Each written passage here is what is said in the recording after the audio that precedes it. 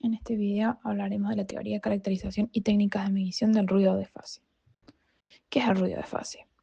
El ruido de fase es la inestabilidad de la frecuencia en el dominio de la frecuencia.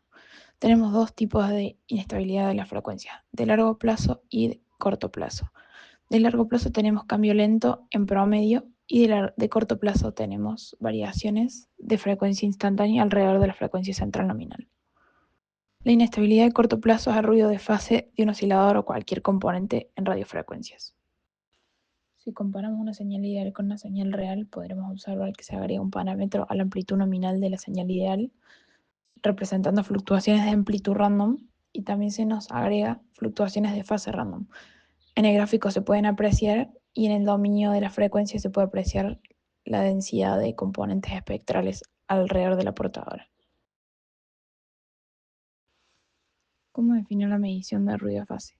Si realizamos una medición de un ancho de banda de 1 Hz a una frecuencia offset de la frecuencia portadora y tenemos una banda lateral sinusoidal, si consideramos cuánta densidad de potencia espectral tiene este ancho de banda sobre el que realizamos la medición respecto de la distancia de la portadora, y a este resultado lo consideramos respecto de la amplitud de la portadora, nos va a dar un resultado en dBc respecto de hercios, y hay que aclarar la frecuencia de offset de la que se tomó la medición.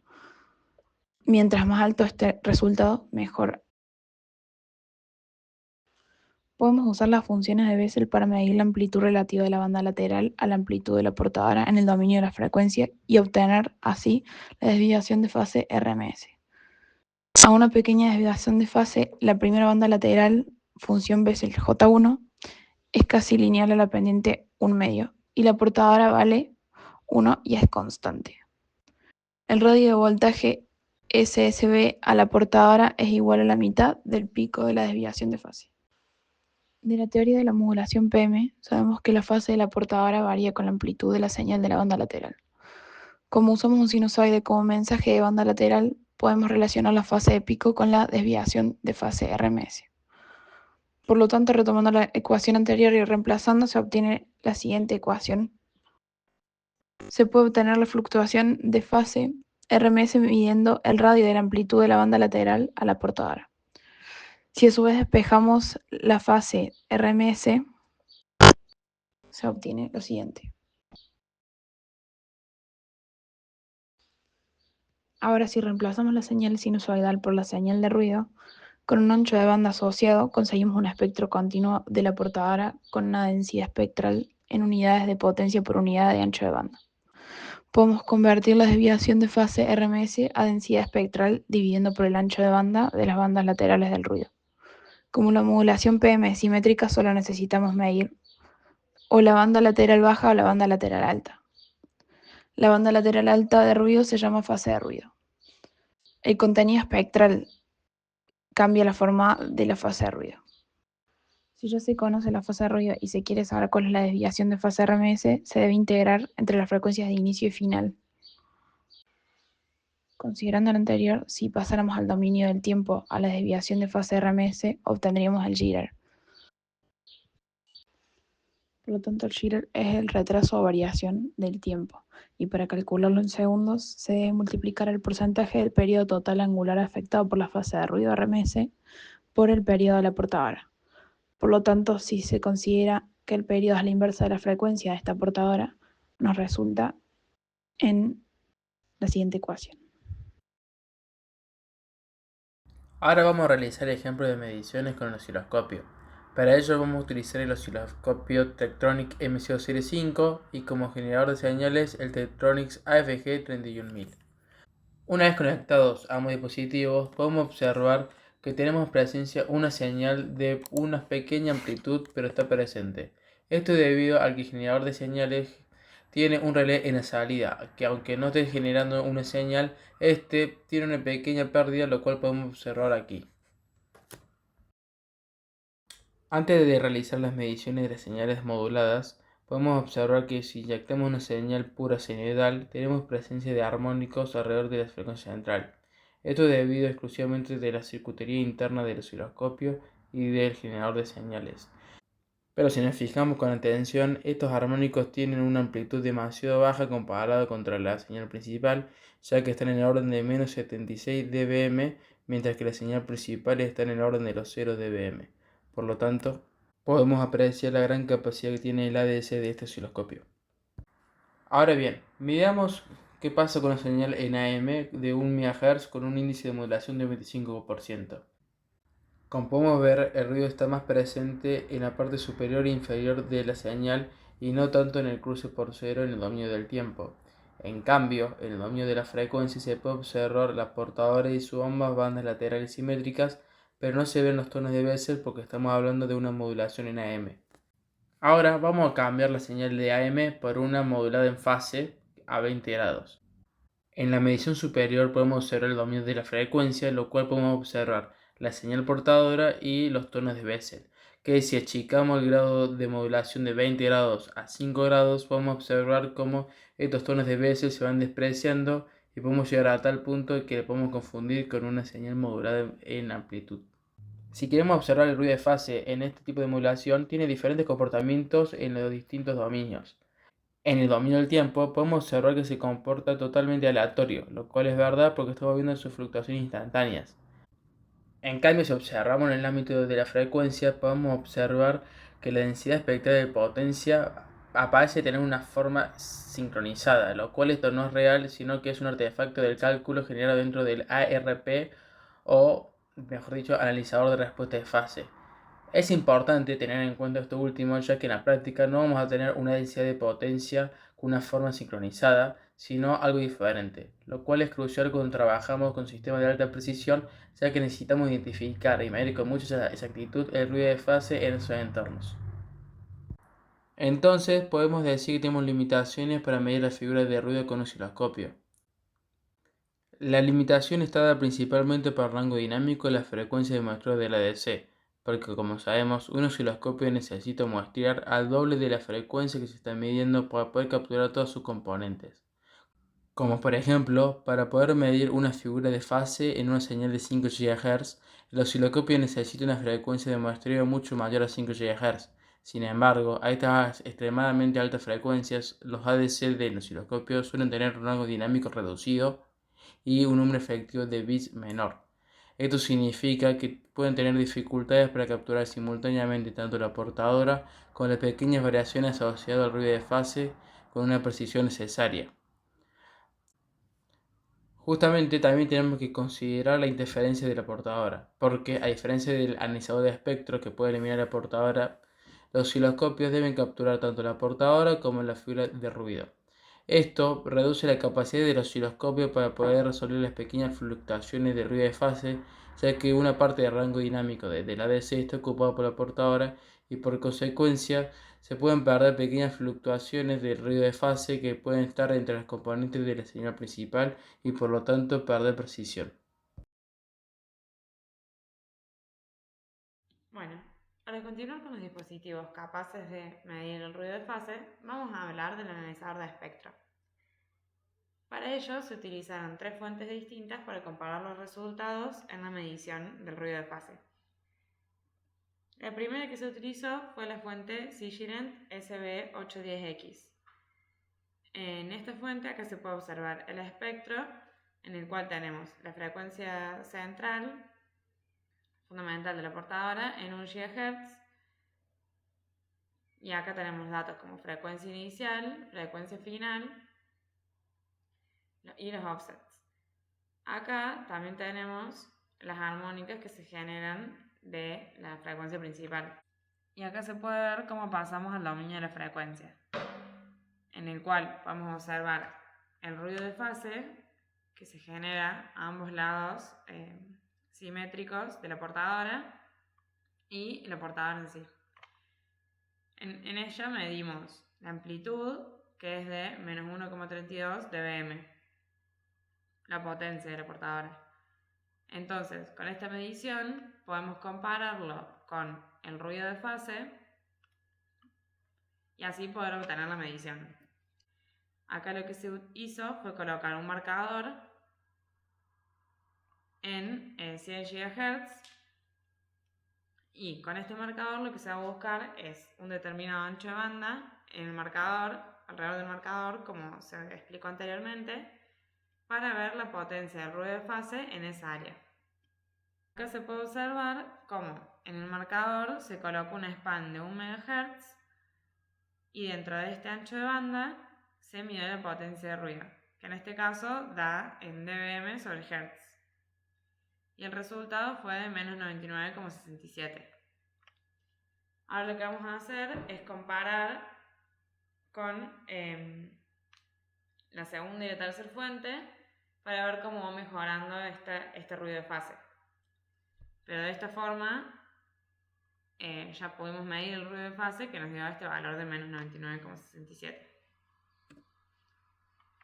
En la segunda fuente es un sintetizador portátil y acá ya con el mismo marcador de la fuente anterior en 100 GHz y el mismo span de 1 MHz podemos medir que el ruido de fase fue de menos 114,79 dBm sobre Hz. Esto indica que tiene una mejor respuesta y tiene un mejor ruido de fase que la fuente anterior.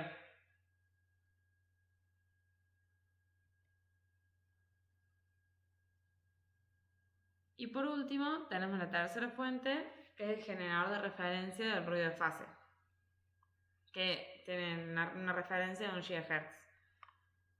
Como hicimos en el segundo caso, dejamos el marcador en la misma posición, con el mismo span, y procedimos a medir el ruido de fase. Acá se puede ver que el ruido de fase nos dio de menos 117,66, lo cual indica que esta fuente es la que mejor respuesta tiene y la que menor ruido de fase tiene comparando con las anteriores fuentes.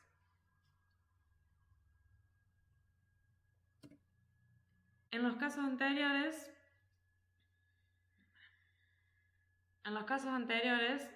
se realizó la medición en el dominio de la frecuencia. Sin embargo, este analizador de señal tiene una opción para medir el ruido de fase. Como se puede observar en la pantalla, que acá se colocó esta opción con un offset de inicio de 100 Hz y un offset final de 100 MHz. Entonces acá se puede ver toda la imagen del ruido de fase. Sin embargo, con esta herramienta que nos ofrece el dispositivo, se puede medir con mayor facilidad que en el dominio de la frecuencia como medimos anteriormente, ya que en este caso no debemos colocar un span para medir el ruido de fase, sino que directamente colocando el marcador ya salta el resultado directo. Si bien, como vimos anteriormente, podemos medir el ruido de fase de una manera relativamente sencilla, cuando se realizaban las mediciones se esperaba que el ruido de fase del generador PNC-S1 sea mucho mejor que el del sintetizador de frecuencia con reducción de errores por las características del mismo PNC-S1. Pero cuando medimos observamos que tienen valores muy parecidos. ¿Por qué esto sucede así? Es porque en realidad nosotros estamos midiendo el ruido de fase interno del analizador de espectro, ya que ambos generadores están generando señales muy limpias y el ruido interno del analizador de espectro es mayor a estos. Incluso podemos ver que al medir los dos instrumentos podemos ver que tienen formas de onda muy parecidas, pero es porque en realidad estamos midiendo el ruido de fase del analizador de espectro. El analizador de espectro tiene distintos métodos para poder realizar las mediciones de ruido de fase. El primero que veremos será el método de espectro directo, que en realidad es el que venimos utilizando para realizar las mediciones anteriores.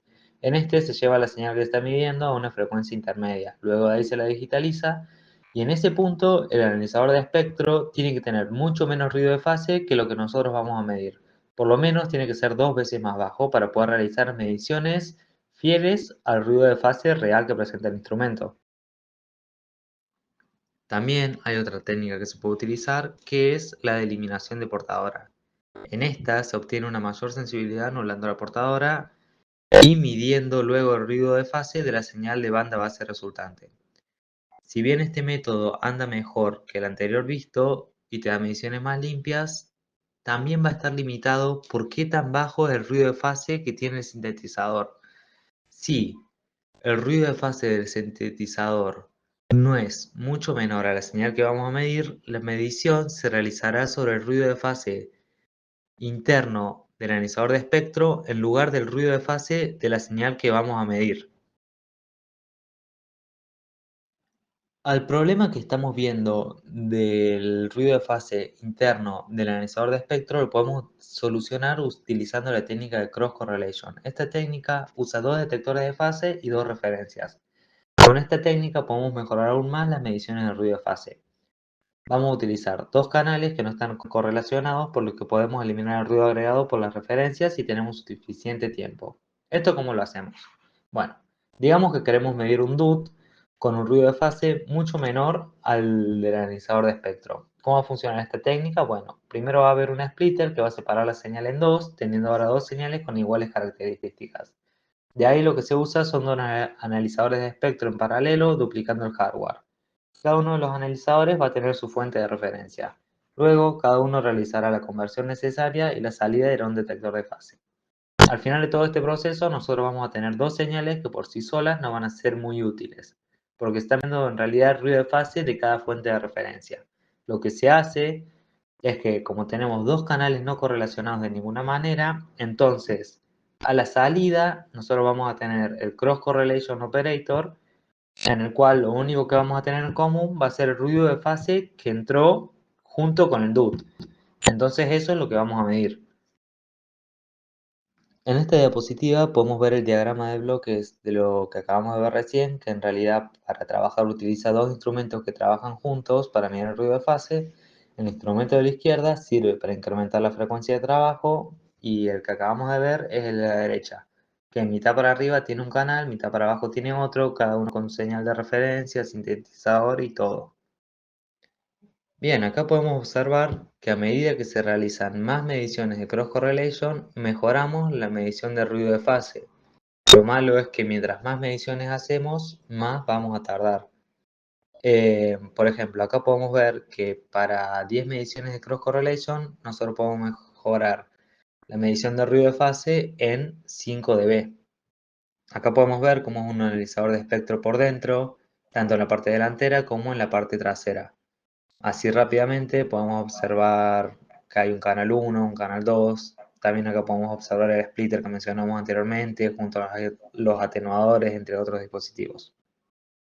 Finalmente, luego de haber realizado las mediciones con cross correlation, podemos comparar las mismas con las mediciones que realizamos al inicio para el PNC S1. Acá podemos ver a la derecha las primeras mediciones que habíamos realizado con el método de espectro directo, que el ruido de fase daba aproximadamente menos 118 dBm por Hz para un offset de 100 kHz. Bien, ahora viendo las mediciones de cross correlation, que las mismas se nos presentan en forma de barrido para distintos offsets, podemos ver que para 100 kHz tenemos aproximadamente un ruido de fase de menos 150 dBm por Hz. Podemos ver que las primeras mediciones no se habían realizado de manera muy correcta.